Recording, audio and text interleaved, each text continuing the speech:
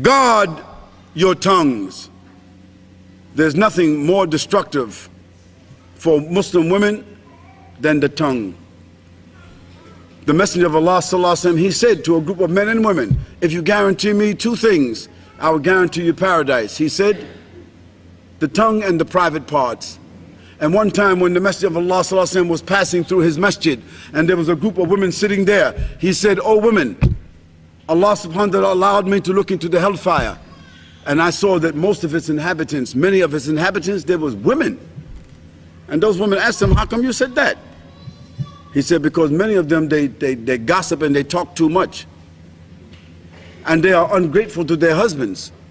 So that when their husband gives them something and spent everything on them, they say, oh, shukran, jazakallah khairan.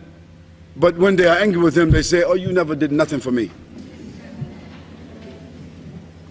And they are also given to gossip, tale-bearing, using the telephone. You know, telephone, tell a woman. There's two ways of communication. Telephone and tell a lady. Why? Because you have more time. You're more provocative. The men, they do the same thing, but in different ways. But because when you do it, it is more dangerous because you stand between the men and the children. Guard your tongues. The Prophet ﷺ said, let him who believes in Allah and the last day either say what's good or keep quiet.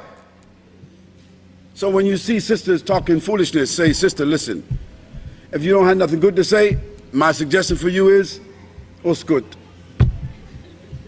Keep quiet. This is what the Prophet ﷺ said, don't be angry with me.